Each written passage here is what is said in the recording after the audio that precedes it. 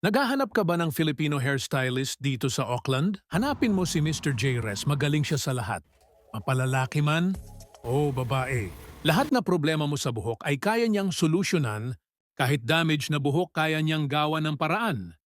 Katulad nitong nagpa-rebond, hindi mo na kailangan maghintay pa ng 3 days para makita ang resulta on the day winawash niya agad. And then air dry niya lang ang buhok, kaya kita agad ang resulta ng rebond mo. About hair color naman tayo.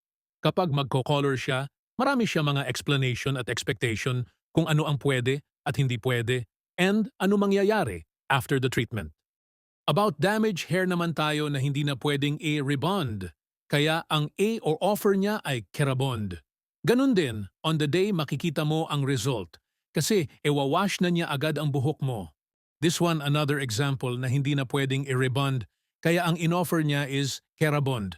Dahil bugbog na ang buhok niya sa bleach. After the procedure, winawash niya kaya makikita mo na yung result ng buhok mo.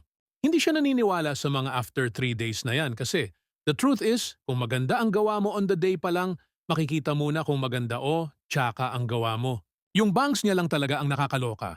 Akala niya babagay sa kanya. Nagmukha, tuloy siyang kurimaw. Kung gusto nyo magpa-appointment sa kanya, mag-message lamang sa kanyang Facebook page, search nyo lang po ang at Mr. Jres or hashtag Mr. Jres Hairstylist.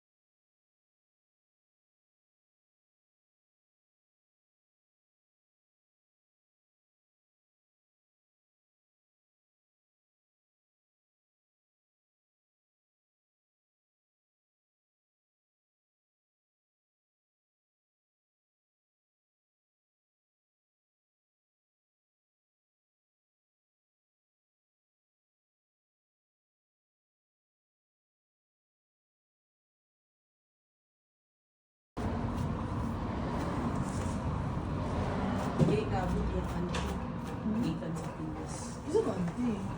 So, St. Papa or St. Mama? I don't know, maybe St. Papa, she was like, oh, like,